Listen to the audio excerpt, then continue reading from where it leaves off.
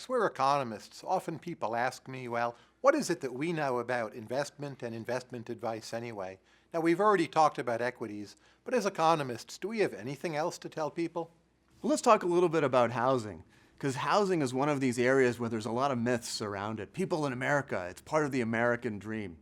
And one thing I think people don't realize is that over the long run, house prices are certainly not guaranteed to go up. I mean, we saw in the financial crisis that house prices came way down, but there's still this kind of idea that people have in their heads that they're not making any more land, so in the long run, house prices have to go up.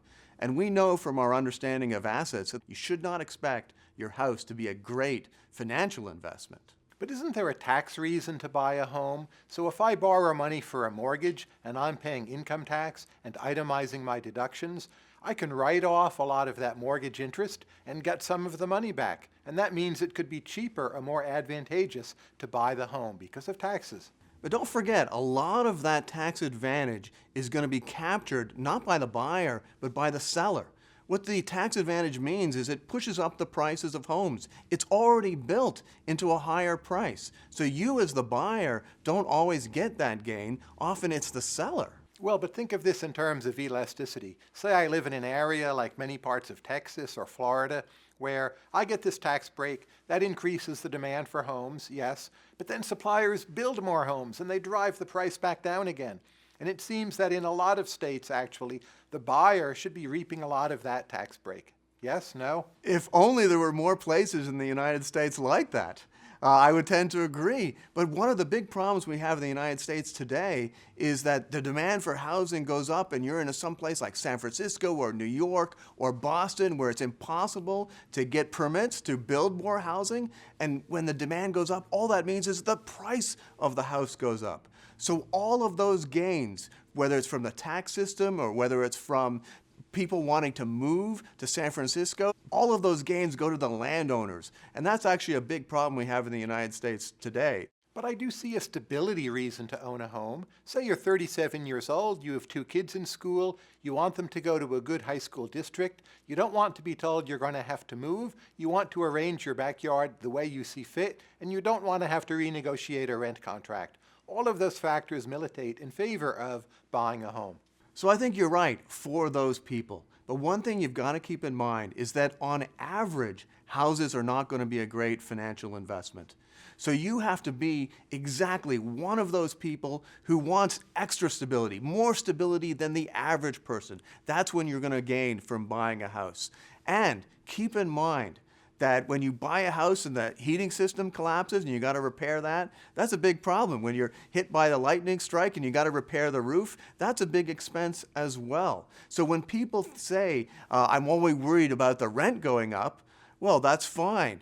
They may be worried about that, but don't forget, you got to be worried about replacing the roof every 20 years as well. So it's really a marginal question you're saying. Like at the margin, do you need the tax break more than the typical buyer? At the margin, do you value the good high school district more than the typical buyer? And at the margin, are you better at fixing the broken roof or hiring someone to do it than the average buyer? And those things may or may not apply to you, but that's the right way to think about it. Exactly right. So if you want that tax advantage, you've got to be earning more income than average. You've got to be itemizing your deductions. If you're not one of those people in the upper middle class, you're not going to get that tax advantage. If you've got 1 kid, maybe the school's not so important. Maybe you have to have 2 before you really get that advantage from the schooling. So yeah, you've got to be thinking about how you're different from the average. If you really want to buy a home, you've got to love buying a home. I think of people as needing to save more typically, that we're programmed to think about the here and now, we're a bit impatient.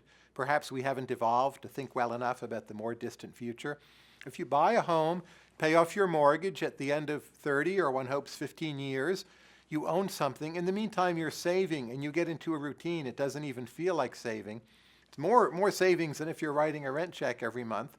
So maybe it's our own imperfections. We need to lock ourselves into a higher savings regime, and that's another possible reason to buy a home. Yeah, I do think the forced savings argument has got something to it. But there's a big problem, especially in the United States today, and that is there's such an encouragement to buy houses with no money down, even after the financial crisis. if you really are concerned about savings, the key point is to have a 20% down payment. It's to save up for that down payment. And that is really what is going to be the forced savings aspect of buying the house.